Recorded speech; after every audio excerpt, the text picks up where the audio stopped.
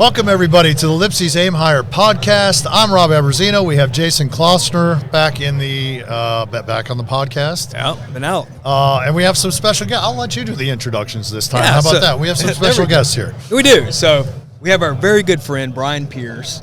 Brian's been a friend for 25 years now, and he's done a great job of always writing about our exclusives, especially our single-action revolvers. He's the go-to source for load data for those guns. Usually we'll do like a flat-top mid-frame 45 Colt or 44 Special or whatever it is, and people are like, hey, what loads? I said, go to Hand Loader issue 237, and that's the Bible as far as what you need to shoot. That's it right there, the Gospel to Brian right there. And we've got his son, Joe. So Joe is and Porter's off camera, but they've got the Pearce Brothers YouTube channel, and they do awesome gun reviews and just talk about gun stuff, a lot of knife stuff too. And we were chatting a second ago about what the buzz is around the show. I mentioned like we've all been in our own little fishbowl here. I was pleasantly surprised when we were talking of like, okay, what are the coolest things you've heard? And you're like, well, so far the mountain gun. I'm like, all right. That's what I think we're looking forward to the most is the mountain guns for sure. Yeah, that's awesome. So what else have you seen? We kind of chatted a little bit, but you guys have had a chance to kind of walk around. What's catching your eye? Well, we haven't seen everything. Yeah. Right. This is my first time here. As a kid, it was always a dream of mine to go to SHOT Show with Dad, because he went when I was little, and first time here, definitely eye-opening, Well, that's so cool. much stuff. it's pretty overwhelming. Yeah, very overwhelming. We haven't even been downstairs yet. Oh, wow. He prepared. Yeah, so. Yeah. it's a whole different world. Yeah, we're 2 days in now, and not even everything close. So. Yeah. What have you seen, Brian? Anything interesting? Anything caught your attention? They're not to pick on you guys, but your booth's always interesting because there's always a great effort to bring out something different, new. I'm really happy to see the Smith & Wesson mountain guns back and no lock. I love the little sticker cartoon that you had. Well, it kind of hit home with us, guy back in and no lock. It's like, But there's actually more to that gun too, because I was over talking to Jerry Mikulik about it, and 25 years ago, he and I were talking about the EDM rifling that Smith & Wesson was just starting at that time. I was seeing accuracy issues with that rifling, much slower velocities, and yesterday when I was over here checking out the mountain guns, I'm looking at that, I'm like, that is not EDM rifling. And swing by and I was talking to Jerry. I'm like, Jerry, they're changing that rifle. He goes, oh yeah, they got back to the cut rifling again. And so I'm really excited about that because that's a superior rifling. So those are any mountain guns you've seen in the last 25 years have all had the EDM rifling, and these are cut. So these are no lock cut rifling. They're and other improvements and upgrades, as you know. So we're excited about that. It's funny, if you go back and look at a lot of Brian's articles. I know he's got a 625, I think, mountain gun that has a set of stocks that are very similar to what we've got on these guns. Yep. And, it just goes to show you a lot of guys who actually live and use these guns on a daily basis in real-world conditions, not just going to the range, but actually on a horse or on a hunt or whatever else. It's kind of upgrades that you're getting out of the box with this gun. And to have Brian's endorsement and on any of our stuff is always, to me, the greatest compliment we can get. So I'm looking forward to seeing your review on it later. Yeah, you bet. Yeah, we'll get one out to you. Yeah. But I know we were talking a little bit more about the Ruger 77s too, and I know you're a big fan of the 77, and we've got some new models out this year, and I think they're kind of interested in some of that stuff as well. So, I love the 77 action. That is a remarkable bulletproof action. Most people don't understand the significance of it, but it's really the pre-64 Model 70 of the day. It's, when they did the gun-size scout rifle, that was chosen for a reason because it was the most rugged, durable action that was readily available to build a package like that, so that average hunter can get the same thing in a sporting rifle. Of course, I'm still kind of old-fashioned. I love the wood. In the case that you're discussing, the African, the Hornet and the variants from that, the 100 years of the 270. Again, classic blued steel, walnut stock you know, you can paint synthetics and all that, but they're still synthetics. Lipstick on a pig. Yeah. And nothing against it. They all have their place. They have their place. And there's some people who will never want wood, but there's still a lot of people. We posted a short video on that yesterday. A lot of people, oh man, that's going to cost me some money, or you know, it's nice to see a handsome rifle again, and that's what those are. They're a handsome rifle. And that's the problem, I think, sometimes in our industry is companies hear, oh, we want wood stocks again, so they go and they put a wood stock on a gun, but it's got ugly checkering patterns or real angular cuts, and they kind of want to give it a modern look, and they kind of miss the whole point. Exactly. Yes. People want is a nice, slender, easy carrying rifle in the mountains, and so I think the 77 is the one rifle out there that still kind of offers that. Yep. And I'm glad that we're able to bring a lot of those guns back, because they were kind of offline for a few years there. Yeah. They're really hard to get, but Ruger's been good about coming back on with the African series. This new anniversary 270 that we're doing, it's kind of a new configuration. It's a lightweight 22-inch barrel with an ebony 4-end tipped walnut stock. That's very reminiscent of the old Remington 700 mountain rifle of the 1980s, which back when I was a kid, that was the hunting rifle to have. And so I'm glad we have that in a controlled round feed 77. It's pretty cool. Have you guys got to look at the new Ultimate Carries as well, the titanium and also the SOA that we have over there? Yeah. What's your thoughts on that? Great. They're now you're talking about the J-frame? Yeah. Yes, correct. Yeah, they actually reviewed the original one about 3 or 4 months ago. Right. Yep. And so the little bit lighter weight on that gun, and a lot of people have been pretty happy with that. So. Yeah. You know, the J-frame already is so light, and yet to lighten it up even more makes it that much easier to carry comfortably, you know, because you can carry any gun, but how comfortable is that going to be? So the lighter weight you can make it, it's just that much for all-day comfort, you know. So.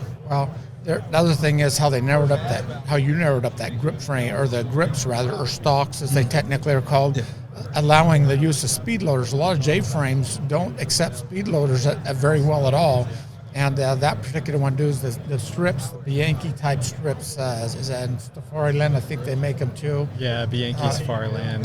Tough strips. Yeah, that helps them too. But that gun's very well thought out. Just the configuration, the format of it, the comfort in shooting it, and I mean, the J-frame's one of those guns that there's no excuse not to carry one. In other words, a lot of people, well, I didn't carry it that day because, you know, and with that thing, it's safe. It's, you know, so many different ways to carry that gun. Do it safely and comfortably, lightweight, and yet you still got ultra reliability. Yeah. And if somebody is actually getting attacked, a lot of times an offhand is protecting you, and that gun still can get engaged one way or the other. Exactly. And that 32 H&R Magnum is a great cartridge. I know you've wrote about it for years, and it's got such a range of use.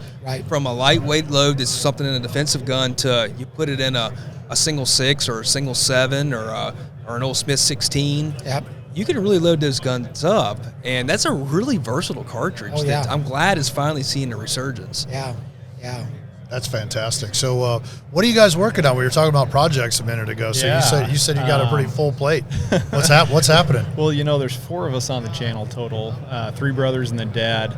And I mean, between the 4 of us, we have so much stuff that we want to cover and do that it's hard to squeeze it all into our editing time frame, so to say. And we all work jobs, and so getting together to film, we're limited on time. Yeah. But upcoming projects, I mean, Dad's got a series planned on a few different rifle models. I don't know if Dad wants to give me details on that. Oh, no, it's fine. It's fine. I actually wanted to start doing a series on cartridges because that's something that seems like it. I mean, I just want to cover all cartridges, basically. Yeah. Also want to start doing stuff on the Ruger 77, history, go over the various generations, the changes. Same thing with Remington 700, Winchester Model 70, do a breakdown on those. All the classics. Yeah. And I've been surprised how many people don't know about all the changes that have taken place. It's like, got a whole new generation. Let's talk about it. So, well, and the thing is, you know, a lot of the old books that outlined all that stuff are out of print now, and they're crazy expensive if you can find them. And so a lot of that knowledge, the institutional knowledge, is just not out there. And for to be able to have it on a YouTube video or something like that is really helpful for younger generation that doesn't have access to a lot of that information. And, and the good thing is coming from you guys, it's a reputable source. There's so many sources out there on YouTube and everything else that you sometimes wonder, exactly if the information's correct because you're watching it going, well, that's not really right. There's some bad actors out there. Yeah, exactly. But, with their channel, it's good, solid information. And so, and it comes from a real world perspective.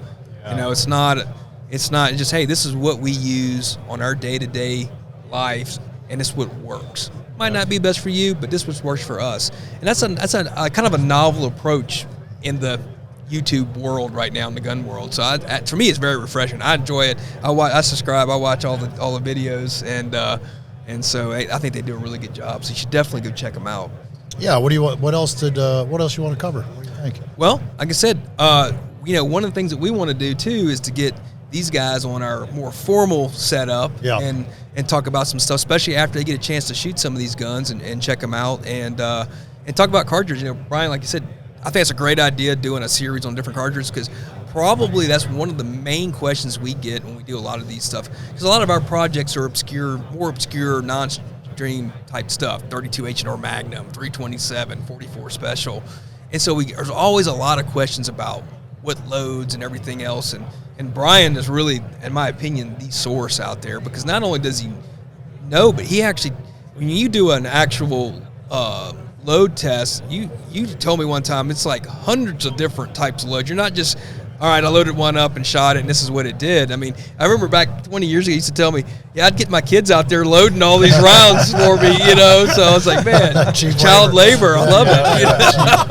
He paid us $2 per 1,000 rounds. Oh my gosh! Oh, it wasn't $2. It was $1. Yeah. Oh wow! Your thumbs had to be just all calloused. I remember Jake one time was trying to earn something. You had money to buy something. He's in there all day, and he had a little blister on his hand, hands all taped up. Oh, that's awesome. So the trick is go have a bunch of kids and teach them how to load. So. Why don't we take a field trip to Idaho then? Yeah, I think we might need to do that. We can help them out. I think we could do that. So that'd be great. Well, tell us where to find all your stuff, Joe. We're on YouTube, and that's where we have all of our stuff linked. It's the Pearce Brothers Gear Guide on YouTube. We have our Instagrams linked on there, and that's really the only platforms we're on now. We have our personal Facebooks, but we don't have those really publicized, so to say. So Instagram and YouTube. Great. That's awesome, and it's been a pleasure talking to you guys. Really, thank you. Thanks for taking a few minutes to come by. We've completely ignored Porter. He's on his phone. Yeah, he's on there. A couple of things I was going to mention. Yeah, go ahead, please. Because I draw blanks a lot of times when somebody says, "What are you seeing?" Not sure. Yeah, anyway, no, that's fine. Is that 7mm backcountry by Federal? Yeah, that's really cool. That's what. He was talking about that. That's I don't know. A lot of people don't know the technology that came into play on that, but Dick Kasul was the one that actually held the patents to a steel head on a case, and his design. I still have some of his ammo. He did a 30 and a 6.5. And he submitted it to Navy SEALs. There was some military investigation. And the rifle wasn't quite ready, but it had an inside extractor cut that would pull the case out.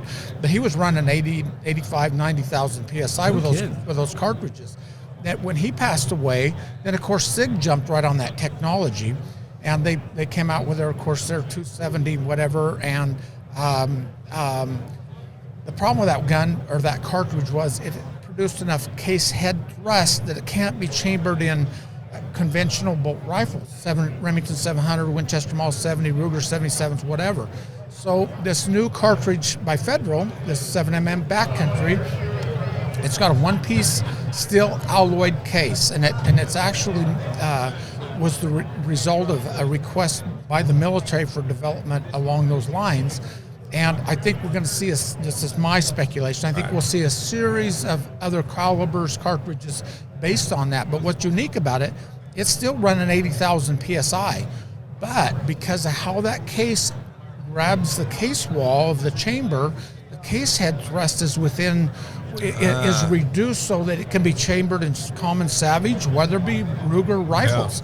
Yeah. So I see a much broader appeal with that cartridge than the SIG version. Well, and I think they were smart to do it in a 30-06 case head size to begin with, because there's a lot of Remington 700s or whatever sitting in the back of the safe in 270 Winchester. Right. It's a rebarrel. Right. At that point. Yes, and it's driving from a 20-inch barrel, 170 grain at 3,000 feet per second. That's crazy. And the advantage of that is, of course, it'll be offered in longer barrels too in that, but the people that want to put a suppressor or can on it, it's going to keep the overall length of the rifle more standard, so you're not carrying around big, long, whatever. So that's actually really some of the more interesting technology we're seeing at the show.